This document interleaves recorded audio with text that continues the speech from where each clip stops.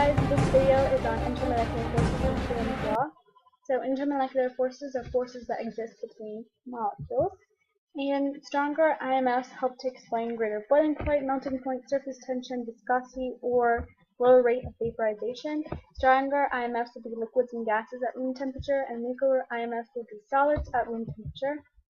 In this picture right here, you can see intermolecular forces are between these two H2O molecules versus intramolecular forces, which are within the molecule, so don't confuse the two. Coulomb's law, constant times charge of attraction or repulsion over a distance. Coulomb's law explains why intermolecular forces are weaker than in bonding forces. In bonding forces, you have large charges over small distances, but in intermolecular forces, you have smaller charges over a greater distance, which explains why they're weaker. And you can see that here, this is the bonding force, this is a small distance, versus an intermolecular force, which covers a greater distance.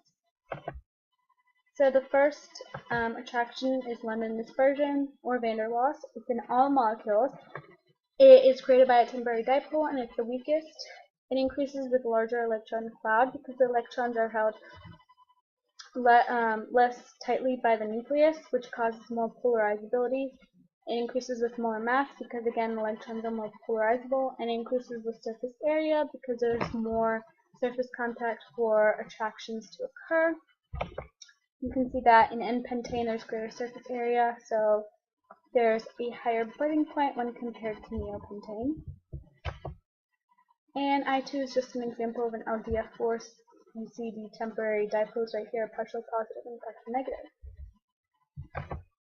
So dipole-dipole, it occurs in polar molecules, and polar molecules, of course, are those that have uneven sharing of electrons. And this is the dipole-dipole right here between chlorine and hydrogen, as indicated by the dashed line. And in this graph, you can see dipole movement. When it increases, the boiling point also increases because more energy is needed to overcome the IMF. So the third one is hydrogen bonding. It's a special type of dipole-dipole, and the hydrogen must be bonded to either fluorine, oxygen, and nitrogen to be considered a hydrogen bond. And for this reason, they have high electronegativities, and it's the strongest of the three. So here is the hydrogen bond as indicated by the dashed line, and it's not to be confused with the covalent bond within a molecule. The hydrogen bond is between molecules. Ion dipole is when an ionic substance is placed in a polar substance. The best example of this is salt water. For example, NaCl is placed in water. The sodium is going to be attracted to the oxygen, and the chlorine is going to be attracted to the positive H pluses. Ion-induced dipole is when an ion induces a dipole in an atom or in a nonpolar molecule, creating a dipole movement. And you can see that here, there's an atom with no dipoles, and when it's approached by an ion, it gets those dipole movements right there. Dipole-induced dipole, same thing, except a polar molecule induces it. And again, you see that this atom has no dipole, but when it's approached by a polar molecule, it gets those dipoles as well.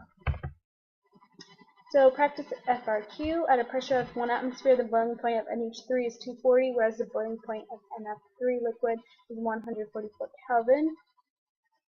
So NH3 has LDF forces because they're present in all molecules, and it also has hydrogen bonding by H and N. And NF3 also has LDF because they're present in all molecules, and it has dipole-dipole. And you can see that there, the hydrogen bond and the dipole-dipole. And you get 1 point for that. Next question, account for the differences in boiling points. So NH3 has a greater boiling point because of its hydrogen bond, and we know that hydrogen bonding is the strongest.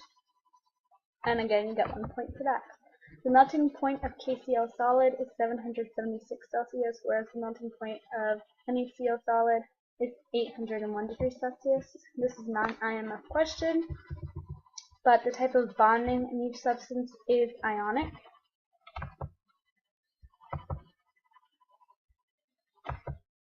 And account for the differences. So The differences between the boiling points is because sodium has a smaller ionic radius than potassium does, and you can relate that to Coulomb's law, which is stated right here. That concludes this video. Thanks for watching and good luck, guys.